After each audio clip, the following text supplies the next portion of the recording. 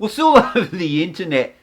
Shimano's new 12 speeders have been spotted in the wild, and Bike Radar were the first ones to scoop it. So it's pretty obvious that we're going to see this drop fairly shortly, which is nice. A lot of people have been waiting for the new Dura Ace 12 speed to come out.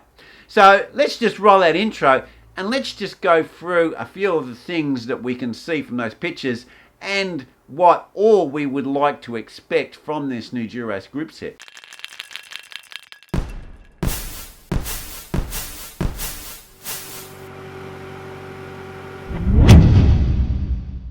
Well, it's pretty obvious that the new Shimano is going to be 12 speed because Shimano are really doing the catch up here against Campagnolia and SRAM, who's had 12 speed out for quite a while. So you don't have to go and count the cogs on the back of this group set to know that it's definitely going to be a 12 speed with the new Dura Ace. Now the second thing you notice straight off the bat is the derailleur is quite long, and this has been a trend that we've been seeing over the last 5 years. And it's pretty obvious because people are wanting easier gears and they want to spin, and also as your cassette gets wider and your capacity gets bigger between the smallest cog and the biggest cog, then you need to have a bigger chain tooth capacity. So you have to have a long derailleur. It's not a matter of trends, it's just a reality of the way you need to design the group sets. So hopefully we'll be able to get some really easy gearing on these new group sets, and I can actually run 34 on my Campagnolia, but hopefully Shimano will allow us to even run easier gears than that on the back. The other significant difference that we have here is the brake levers and the hoods are quite different. Now, it's probably really just for aesthetics, but what it looks like it's got a stop and it's squared off at the top and squared off at the front. Some people might really love it, some people might really hate it, but at the end of the day, it may have had to be made like that because they may be actually making it wireless. There might be have to be a transmitter in there, or it may still be wired. We don't know.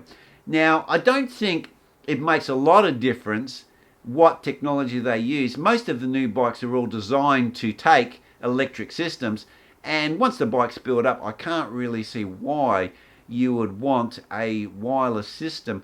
And SRAM's system, if you've actually ridden it, well, to me anyway, it feels like it's a bit laggy and it's a bit slow. I would much rather, if I was buying an electronic system, to have a wired or even a fiber optic type device that makes the change instant and sharp, because that's how I like my grip sets. That's why I ride Campagnolia.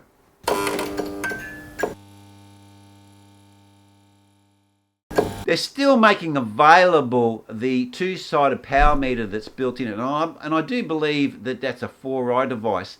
So that's still becoming available, and the crankset looks a little bit slightly different. Now, focusing on the crankset, this is one of the things that we really want Shimano to fix, because there has been a problem with their holotech in the cranksets. Now what's actually happening is where they're glued together, there might be the slightest little part or seam that hasn't been glued properly, so moisture can transfer in and out. You can have like a breathing system. So as the moisture gets captured inside, as temperature changes, it starts a corrosion effect, and then when you get corrosion, you get expansion, and then you have a separation of the actual cranksets. And we've seen this, there's many examples of these on the internet, and this is something I think Shimano really need to look like, and hopefully they've cured this with their new cranksets. Now the other thing that's really of significance is that on this particular bike where they're trialing the group set, they're actually not using Dura Ace disc brakes, they're using the XTRs, and we've actually seen the pros doing this. And if you go and check out Pete Talk's video, you can actually see that the ice technology, especially on the Dura Ace, it actually gives some problems, and maybe that's why they're still sticking to these XTR discs, and they may still be exactly the same. But I'm hoping that they are not going to be the actual brakes, and Shimano have done some work on disc brakes, because I do personally feel that disc brakes on the bike still need some refinement. They still need to be made a bit better. They're not really there yet. So hopefully Shimano has focused heavily on the disc brakes and improving their systems in this area. Wireless. Now, a lot of people are really interested in whether it's going to be wireless or not wireless. I personally think it doesn't really matter because, okay, yeah, the SRAM system is easier to install and it can be fitted onto retro bikes a lot easier, which is a good thing. But really, if you're riding a modern frame and it's all built up, it doesn't make a lot of difference. I can't really see the impact of having to have something wireless.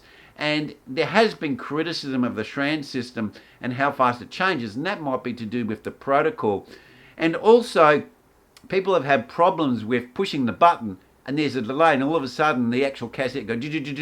And I've actually seen this, the Bluetooth and the Ant Plus technologies, these low powered technologies, they can be interfered with from strong other fields that if you ride by. And I have this at work. When I go to work on my bike, there's one little point in the driveway where my radar always cuts out and something or some signal there is affecting the connection with the radar to my computer and it cuts out. And you can have this with your SRAM group set as well. So for me, I would, if I was Shimano, I'd be wanting to have a more system that doesn't give any problems. If you're going to have a group set and you're going to pay $4,000 for it Aussie, then I would want it to change every time in all situations and never fail.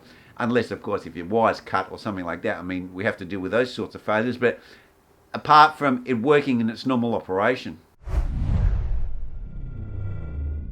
So in conclusion, it's good to see that Shimano have really now made the catch up and they're going to drop their 12-speed pretty shortly. And even though we wanted the 12-speed, apart from that, and people are going about wireless and all this other stuff, the things that I really want to see with the Shimano is that, one, that they fix up their cranksets, they get rid of this problem they're getting with the corrosion in the two parts, and when they expand, they're falling apart.